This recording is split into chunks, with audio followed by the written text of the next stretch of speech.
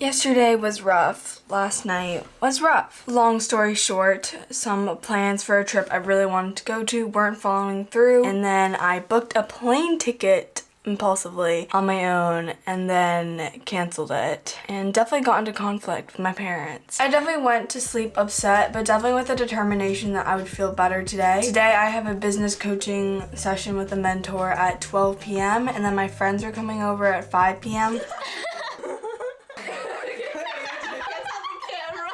It's tough when I have these things on my calendar because it means I have to get better before they happen. Last night I wrote out a plan about how I was gonna go about today differently versus what I did yesterday. Things I'm doing differently tomorrow: Huel all day, so I'm gonna be drinking liquid meals, 30 minutes of house chores, I'm gonna walk my dog in the morning, which I just did, and I'm gonna write 20 things I love about the town I live in.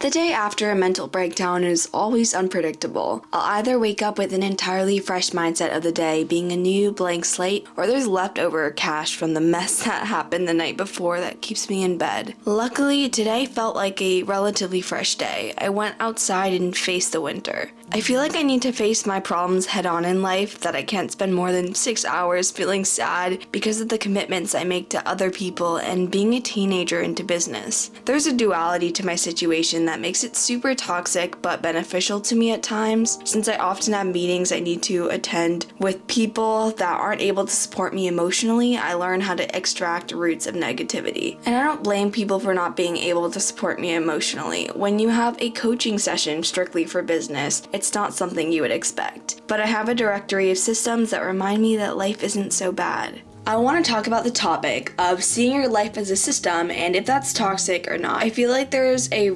connotation for most people that it is toxic, and I used to feel very ashamed for the systematic way that I viewed my life, because before COVID I had pretty unpredictable emotions, pretty unexplainable emotions that dictated my life, and it was just super normal for me. But the more I think about me having systems for emotions, having systems of reminding myself that life isn't so bad, I think it's actually really healthy and has brought me through a lot of tough times.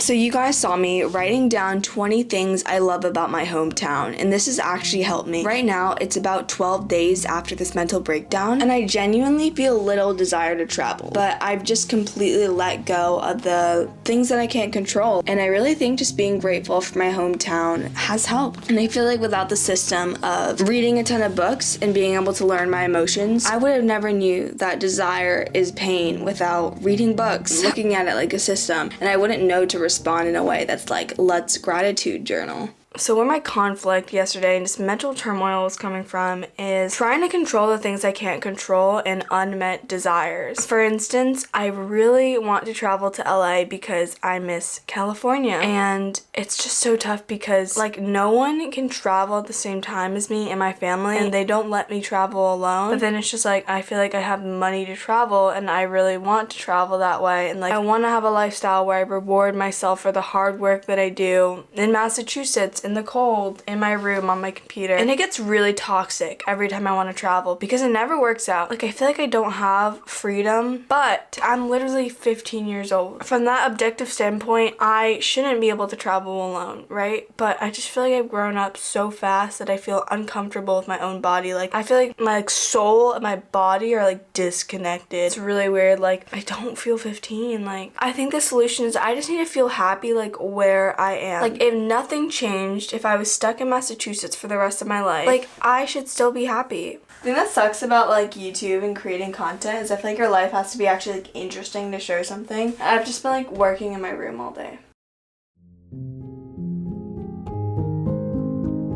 So I texted some of you guys that are in my text message community, and if you want to text with me, just text me at 617-404-9641. But I was texting y'all for book recommendations, and a lot of you guys recommended the book Frying in H Mart. It's like a memoir of an Asian American author, and I'm really excited to read it. I feel like this will be something that I really resonate with, and I haven't really read fiction in a while, and I think just like I can be very career oriented. Like right now I'm trying to hire for a position for this YouTube channel and the social media business, and it's just like it's very exciting, but like the thing that I love and that keeps me up at night is the same thing that makes me stressed, frustrated, and I guess that's like the entrepreneur lifestyle. And I guess I'm just living the teenage student version of it because I'm thinking like, oh, I'm going back to school soon. So like, how am I gonna hire and conduct interviews in my school? I don't know. I don't think I can read a nonfiction business book right now. But I need to like be able to unplug my mind like when I want to.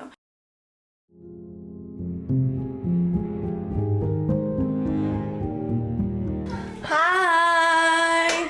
I just took a 60-second nap.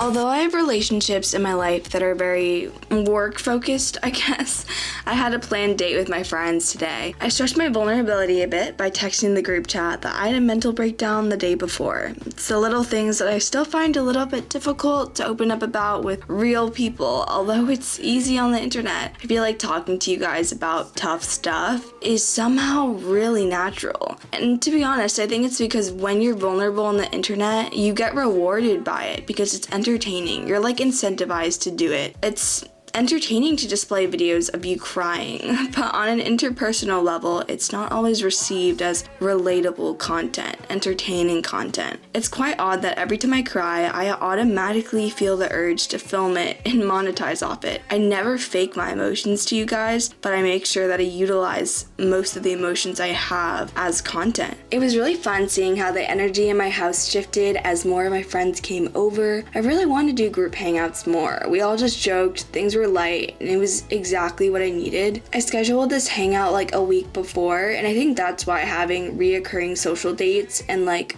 hanging out with friends often is so important, is you just hedge against your future self feeling bad. And I honestly think like communal therapy, being with other people, is so powerful, even more powerful than self-care. My friends and I formed our group that we call the Mandarin Call, since we're all in the same Mandarin class a few months ago. It's super nerdy and it's just as weird as it sounds. That's all for today's video. Please text me at 617-404-9641 of how you're just doing right now. I'll try my best to respond to you. I think it's really important in this time that we share with each other how we're doing and get support from other people. I love you, and I'll see you in the next video.